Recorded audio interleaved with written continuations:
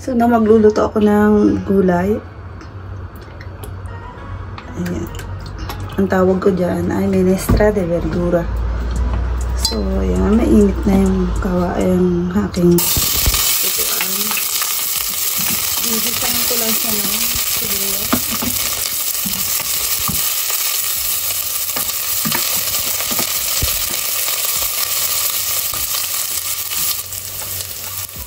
Yeah, then now, ito yung menestra de verduras ko.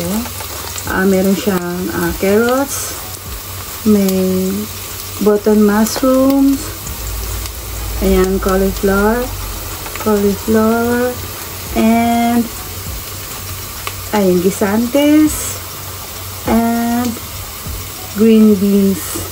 So, yan, sama-sama na sila. Ay, meron din nga pala siyang kasamang asparagus. Ayan, nabibili na siya ng ganito dito. Sama-sama na siya. Ano siya, frozen.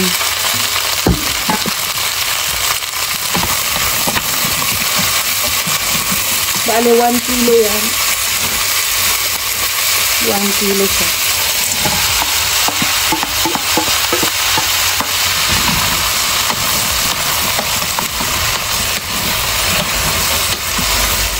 Yan, papalambutin ko lang yan.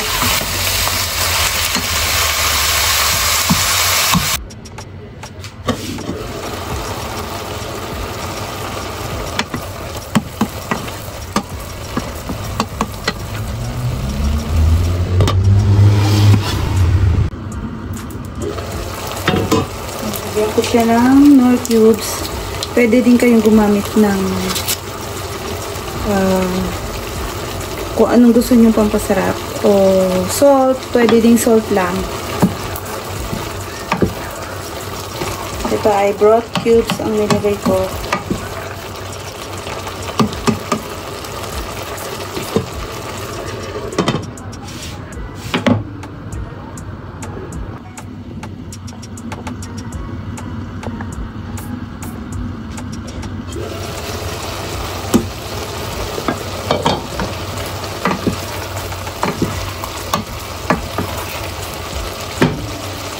So, yan, luto na siya. So, set aside natin. Ngayon, ito naman ang aking lulutuin ay yung magigisa lang ako ng bawang, then hamon serrano yung ilalagay ko. Very common yan dito. Pagkatapos nyo sa mga gulay, pwedeng maggisa lang kayo ng judías verdes, green beans, tapos yung hamon.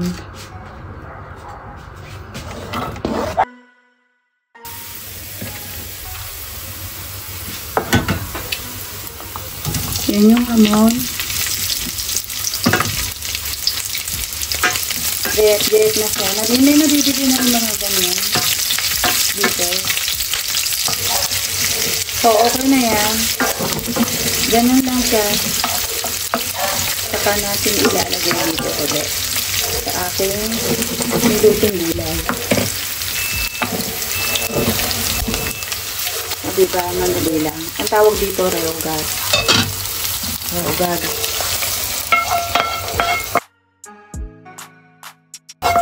So, ready to eat na yan.